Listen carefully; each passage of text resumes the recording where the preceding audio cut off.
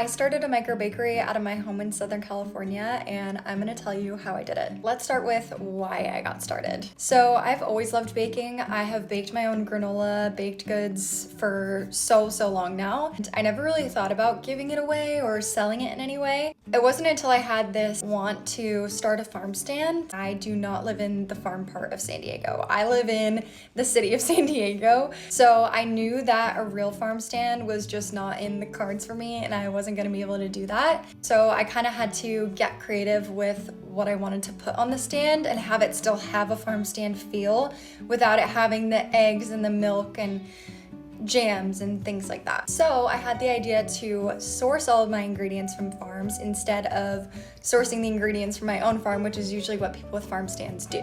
Anyways, long story short, I knew I wanted to get a farm stand in front of my house, and I just didn't really know how to do that.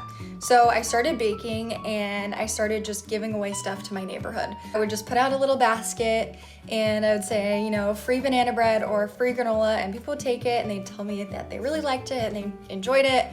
And I was like, okay, well, you know, I really want to start selling because the ingredients are really expensive, and this is just kind of like an expensive hobby at this point. I did the cottage food license in Southern California in San Diego County. I did the application and I went through a lot of rounds of feedback. My advice surrounding that is to just go in person to the office, because I didn't do that until the end of the process for me. And I find that that's where you get the most progress in your application, is when you're like actually there talking to them, making sure everything is up to their standards and blah, blah, blah. So it took me a couple months to do that, but I did eventually get my license, and I was able to actually make money legally off of selling. And then when I set it up a couple of times in January, I was baking, but nobody was actually purchasing from the stand. I wasn't getting a lot of traffic on my street, and I would get people that would stop and be like, oh, this is so cute, but nobody would actually buy anything.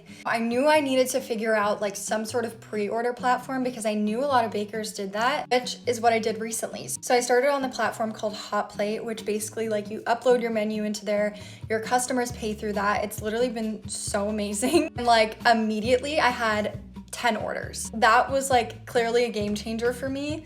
I would definitely recommend, if you're trying to start, plan to get on pre-orders as soon as you can, because it seems to be like a really easy customer experience. If you have any questions about like the cottage food industry, or especially in California, like it is one of the hardest states to get all of your certifications and everything. So if you ever have any questions about that, definitely leave a comment and let me know.